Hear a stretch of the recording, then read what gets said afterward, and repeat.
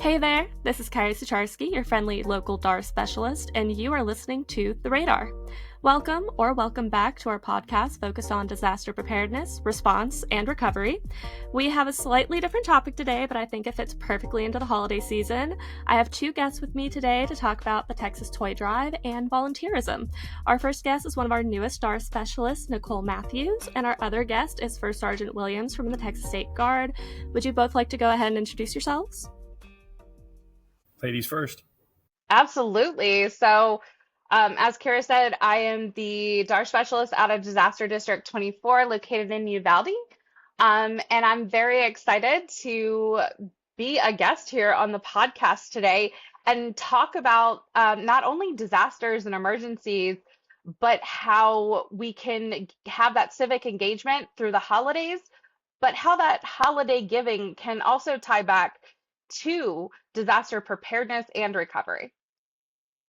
Perfect. Thank you. First Sergeant Williams? Thank you very much. My name is First Sergeant Williams. I'm with the Texas State Guard. I am, I guess, second in charge of the Young Heroes of the Guard toy drive that we run every year. We have a goal of up to 100,000 toys every year that we try to collect. And I've been involved in it basically since 2014 when I joined. Wow, that's amazing. That is awesome. So, one of the questions that I had first, Arden, as I was looking, and I just originally started with looking at the Texas Toy Drive as a way to give back. And when I learned more about what you guys have done and how you've supported families during difficult times, especially during the most recent flooding event in Kerrville, one of my biggest questions for you is, how do you think being able to provide toys or comfort items to children is a real, I would say, a vital part of that disaster recovery? Oh, absolutely. It's critical. I don't know how many of your listeners have actually been involved in a natural disaster, maybe a flood that's had them have to evacuate from their homes. But basically, the children are the ones that a lot of times we forget. We give them shelter, we give them food, we give them a place to sleep. But a lot of time people leave so quickly they don't have their toys for their children. So that was one of the primary goals of the Young Heroes of the Guard toy drive, was to raise toys not only for children in hospitals, but for children that have been displaced by natural disasters.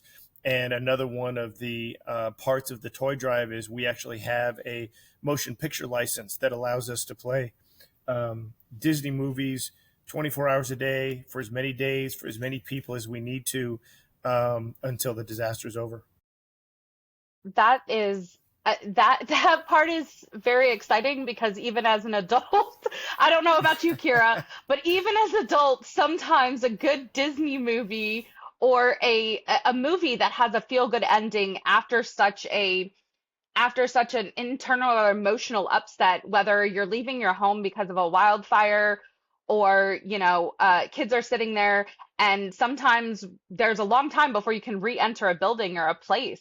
So I think that's really awesome. Is there a most popular movie that you find kids are asking for nowadays?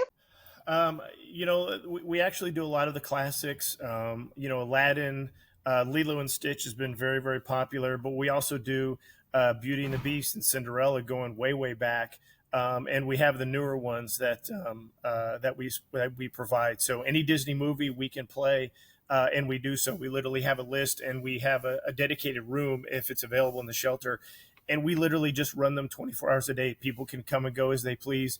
And a lot of time, kids and adults will actually fall asleep in the room, and then we'll, escort them back to their sleeping location, just because it's so powerful.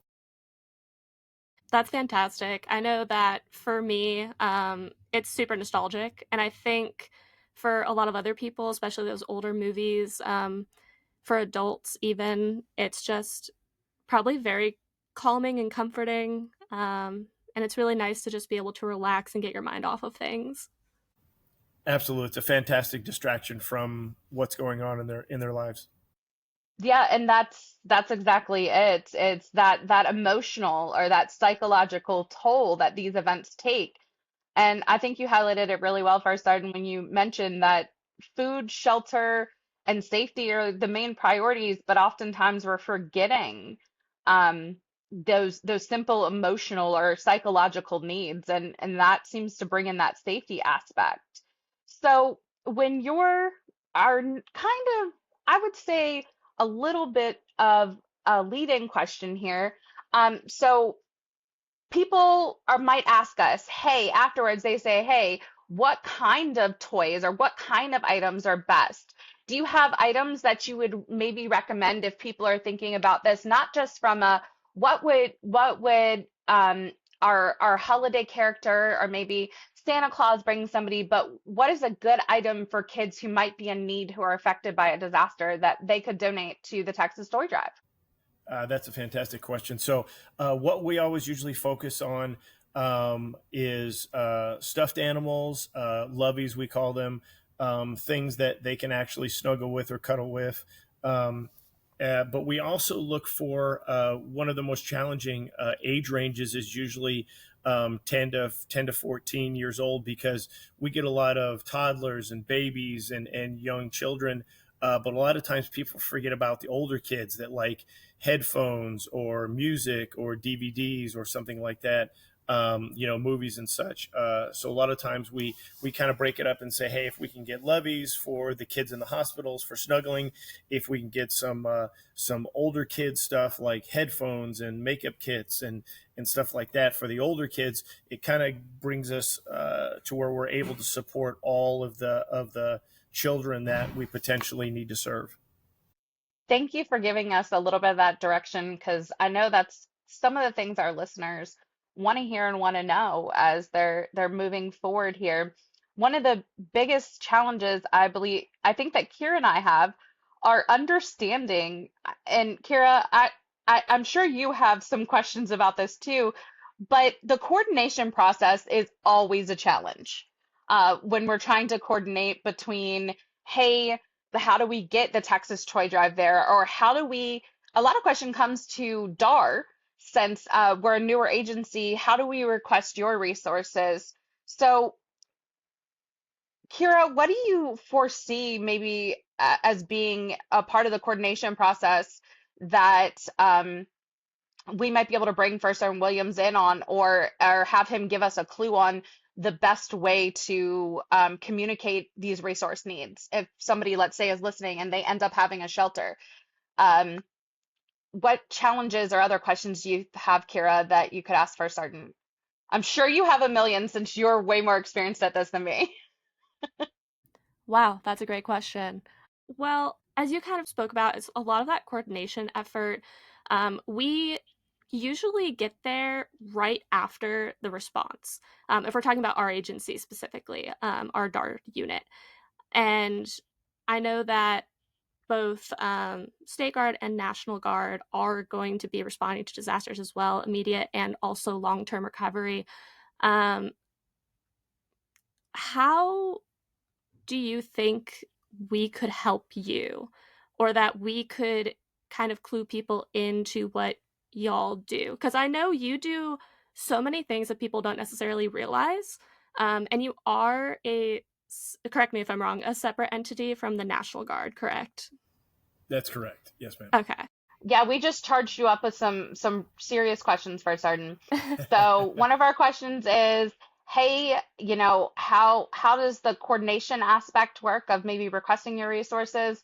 And then from the other end, in what way could we help and assist you in achieving your goals, whether they're goals that are a bit more quiet or a bit more loud? That's great. Great question. So, the easiest way for people to request for support is go to texastoydrive.com. There is a contact or request for toys. We do usually ask, instead of just private families going through an organization or a local church. That way we can deliver a number of toys to be distributed as to as many families as possible. If there is a family in need, then they're certainly welcome to contact us directly. I believe we helped 67 families in the Austin area last year that contacted us directly. In terms of what you guys can do to help, the big thing is just to get our website out there. and really tell people, what we do and why we do this. Again, one of our goals is to provide enough toys for every sick child in every hospital in the state of Texas for the entire year. 3 years, we were able to do that. That was 2018, 19, and 20. We had a substantial number of toys. In the last few years, it's fallen down a little bit, mainly because of the economy and some other factors. But we always want to try to have enough toys for every child that's in the hospital. Nothing is worse than a child having to spend not only Christmas in the hospital, but any time in the hospital. And just some new toy, some new lovey, some new item that distracts them from where they are and what's going on, just can be incredibly helpful in the healing process of a child. And a lot of times, families that are going in the hospital, they know that maybe they're going to have a big bill or they're going to have some struggles. So that toy gives them a little bit of relief to know that their child is smiling and happy. And that's really why we do it, for those in the hospital and then those that are displaced because of emergencies. So really just getting our organizational information out there, and people can also go on the website and donate directly. They can donate toys. They can donate funds directly. Every $4 is one toy. We purchase it. We're a complete nonprofit, so zero money goes to anyone. 100% goes to toys. And we also have deals with toy manufacturers and toy distributors to where we can get as many toys as possible. Wow, that is doing that background work. And for people who are newer or listening, we refer to like the regular days that are non-emergency as our blue sky days. And those are our gray sky days when the Yep. emergencies happen. So it's really getting that information out there on those blue sky days and saying, hey, here's a need, or hey, here's how we can do this. So we're not, even though we are highlighting this, because of the holiday giving, people can know, one, that their donations are safe because of how you guys choose to handle your nonprofit status. All of the money goes back into the toys. And the other is just seeing how this need is being met, that psychological need, that need for safety, whether it's a child's comfort item or a parent knowing that their child's content for 10 more minutes. um, because that's the hard part. So you guys need those toys all around. And going to that website, people can go there. And Kira, I know that you do all kinds of show notes and stuff. Would you be able to make sure their link for the Texas Toy Drive goes into the show notes? Yeah, I can absolutely do that. Wow, awesome. And just for everybody's knowledge, I linked up with Kira because she has this awesome podcast. And me being newer, I'm working on some newsletters. So this will also be included in our newsletter. So that way we can get some more information out and duplicate that. So now that we've quizzed you on the hard questions, here's the extra hard one. And this is where we're asking you to step a little bit out of being the Texas State Guard First Sergeant and think along the more lines of you as an individual. So my question to you is, out of all of the experience that you have, whether it's related to the holiday toy giving or whether it's related to hospital or disaster, is there any moments or stories that have stayed with you as that kind of Kodiak or Snapchat or TikTok moment that you would want to save in your mind because it really inspires you? Oh, absolutely. And I'll try not to get emotional on this because it was very special to me. Basically, a couple of years ago, we were outside of a Walmart, and we were doing a front door solicitation where people could purchase toys and then drop them off at the front. And a little girl came up to me, and she was probably about 4. And she actually, sorry, told you. You're fine. She actually handed me a little princess pencil that was brand new. And she said she wanted to give it to someone that was in a hospital, and it was her favorite toy. So that's Well, That's really stuck okay, with now me. I'm tearing up.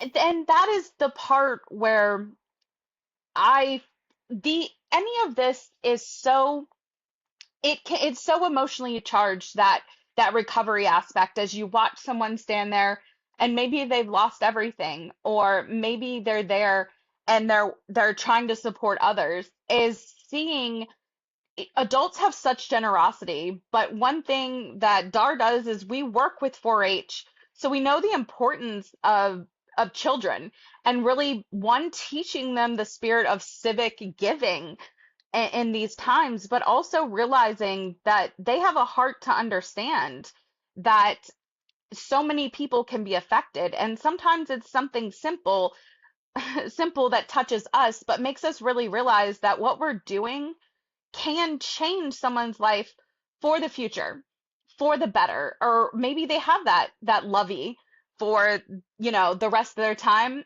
Personally, I heard a story out of Florida where they had to evac their pediatric unit at a hurricane, and someone had donated some toys, and some of the kids now, 4 years later, still have those sitting on their shelf because that's still an item of comfort. So I definitely I appreciate that story for us, and especially during this time, I realize that people truly care. Let's see, Kara, I lost my place in my questions. Of course, that's how these podcasts go. Have you maybe thought of anything as we've been talking that you have a question about? Um, let's see. So, this is kind of going to play into a future topic from our podcast, but we always like to talk about community resilience. And I think that volunteerism and just community action really plays a huge role in the resilience of a community, especially post disaster, post, some major event. And even with the toy drive itself, like ongoing for those who are in the hospital, right? What do you think Texans can do for their neighbors, or what roles can they play for their neighbors during disaster outside of the toy drive?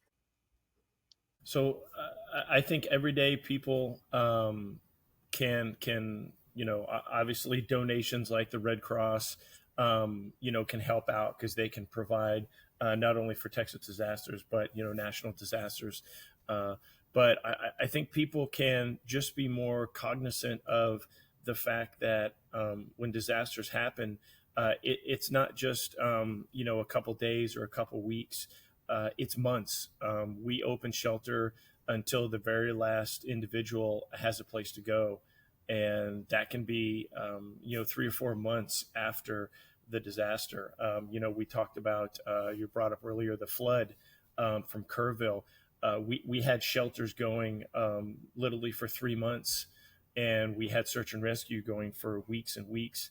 And we delivered toys and actually delivered, I think, 20,000 shoes to not only search and rescue volunteers, but to people in the shelter so they could actually have new shoes. A lot of times, as was said earlier, they've lost everything. They've left with just their clothes on their back. So you can donate to like the Red Cross. You can donate clothes. A lot of times people need clothes. Definitely baby items, diapers, formula. Donating those kind of things is really really critical to people that have been displaced and need those things. Well, thank you for that. That was Kira, that was a really great question. Um, so if let's say somebody says, "Hey, I don't have a lot of money, and I don't have a lot of money to maybe donate the toys, but I do have some time to volunteer." Is there opportunities to assist your organization with volunteering? So our organization is a military organization that requires training. However, there are other organizations that do take in volunteers off the street, especially we call them ground pounders, which is for search and rescue.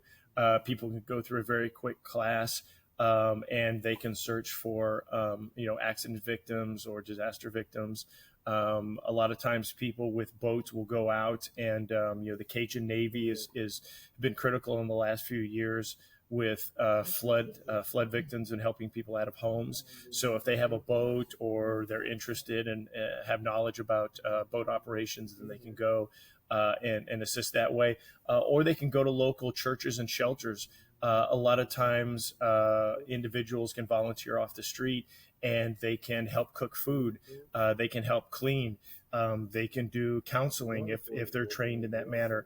They can help with repairs of homes. All those sorts of things that anyone off the street can volunteer, whether they have special skills like medical or repair, or cooking or something like that. Or if they don't have any of those specialized skills, we always need bodies just to help out and do some labor that help people every day. So there are plenty of opportunities, usually local church or local disaster districts that'll put the call out for volunteers. Thank you. Kira, as I'm getting used to being part of the disaster assessment and recovery unit with the extension, I'm learning about our volunteer opportunities that we have through extension. Do you have any more information on that, or should we say that for another podcast? I mean, I can briefly cover it. So I know that Extension has a whole slew of volunteers, and honestly, I don't think Extension would be what it is without them. I did a small little presentation for Master Gardeners, I think earlier this year, and it was for their volunteers who were kind of graduating the program. And I looked at the amount of volunteer hours that we had within the previous year, and it was absolutely out of this world. I think it was over 100,000 volunteer hours. And I don't remember if it was Master Gardeners alone or if it was Extension as a whole, but that's absolutely priceless work that people are going out and doing in their community. So it could be a part of Master Gardeners. Um, there's there you could volunteer with 4-H. You can also volunteer, I believe, with our FCH agents in projects that they're doing. I don't know of any other. My mind is Within blanking right now. extension. Yeah, Yeah, of within course. Yeah, Extension. because I put you on the spot. But first, Arden, I think you just inspired a new topic. I think you hit a new topic on the head here for us about talking more about our volunteerism opportunities. And so the individuals who are working with you guys, you mentioned the name of it. There's a specific name of Texas Toy Drive. They're the Young Heroes of the Guard toy drive. Young Heroes of the Guard. So, does that, when they're volunteering, does that help them get a volunteer service medal or contribute to their just knowledge of operations? Both. We do have service medal and awards we can provide to volunteers, and of course we have training where we can actually train people up. Like those that volunteer for search and rescue learn how to actually do search and rescue. We call them GSAR 1 or SAR ones, and they actually learn how to do it. And if they wanted to continue to do that, either in a volunteer organization or a professional organization, they would have the skill sets to do that. Awesome. And of course, we're not out here specially promoting anything in particular. However, as an Army veteran myself, uh, as an Army veteran myself, I know how important it is to instill in our organization, whether it's National Guard or your state guard or whether people are active duty, just that idea of that you can give back, that there's a way to do it. And even if it's as simple as holding a toy drive, there are ways that you can give back. And even if you are an individual listening to this and you say, hey, well, I'm in the military, I don't know that there's a lot I can do, because I know we do have a large military population, that there are ways if they're interested in contributing, just in case someone's listening out who also has that opportunity. So before we close out, first, Arden, I'm going to ask you one more question. So, and I wrote this one down, so it's going to sound very rehearsed. As the Texas State Guard prepares for future disaster seasons, how do you think that the Texas Toy Drive will fit into the broader mission of supporting communities before, during, and after emergencies? I think that is a fantastic end question, shall we say. I think the Texas Toy Drive, again, we don't call it the Christmas Toy Drive. It is the Texas Toy Drive because we run it all year. We collect all year. We donate the majority of them, obviously, during the holidays, but we do save enough for major disasters or major operations such as the border missions and such. But how it integrates into our current mission and our future mission is very simple. It's taking care of Texans. That is what we do. We are here to take care of the citizens of Texas. We are here to take care of everyone that is in Texas, whether or not they're indigenous or not. We take care of everyone. Every child should have a toy when they need one. Every person should have a shelter when they need it. Everyone should have help when they need it. And the Texas Toy Drive makes sure we take care of the toys and the children, and the State Guard makes sure that we take care of everyone, regardless of where they are in the state or what's going on. That's our role. That's our job, and we take it seriously, and we love doing it. I've been in for since 2014, and I have 19 years to go before I'll be done. Wow. So we're definitely looking at the future of the Texas Toy Drive here. Uh, Kira, as we're moving forward here with DAR and we're this new extension disaster assessment and recovery organization, um, how do you think the civic engagement fits for us as DAR specialists into the future of building resilient Texas communities? I think that, kind of as we mentioned earlier, we do have gray sky and blue sky days, right?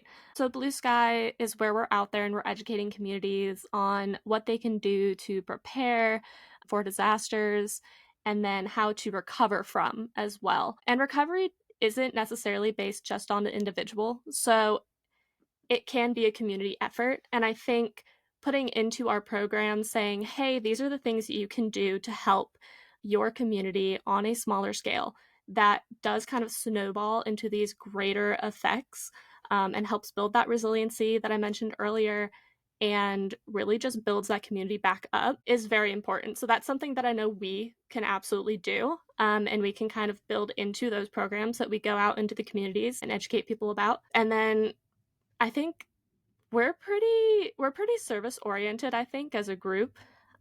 So I feel like if we just kind of stay in the know with different projects such as the Texas Toy Drive or any other kind of efforts, either on a smaller scale or a statewide effort, we can also bring attention to those programs when we're out there talking to people all over the state. And I think she's given a shout out here to anybody who's listening to the podcast who thinks that they might have a great topic for any other organizations or individuals who are listening and saying, hey, maybe you have information on some type of disaster effort that was within your community or that a civic engagement that ties in with these themes of building resilient communities.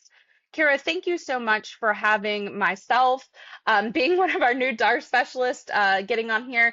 And thank you so much for hosting First Sergeant Williams and the Texas Toy Drive, so that way we can get information out and about how we can give back, whether we're in the holiday season or the hurricane season. Haha, funny. Um, thank you so much. I really appreciate you. Is there any last shout outs you'd like to give first, Sergeant, before we head off the podcast? Nicole, I wanted to tell you thank you for your service. We appreciate your sacrifice and your service for the Army. And I want to let everyone out there know that we appreciate everyone's service that served in any military forces. No one can do it. None of us do it. None of us raise our right hand without the community behind us. And that's why we're here. is whether we're volunteers, whether we're DAR specialists, or whether you're military or veteran, we're here to serve the community. So I'm very excited to have been on here with you, Kira, and very excited to begin understanding more about contributing to the Texas Toy Drive. Well, thank you so much for bringing this topic to the podcast. And thank you to First Sergeant Williams. I really do have a deep appreciation for everything you do, and I wish you luck with your toy drive. Thank you very much. I appreciate it from both of you. For all of our listeners out there, thank you for tuning in. As a reminder, we will be uploading 2 new episodes each month, so feel free to subscribe to our podcast so you can stay up to date as new episodes are released. And with that, we will see you all in the next episode. Bye!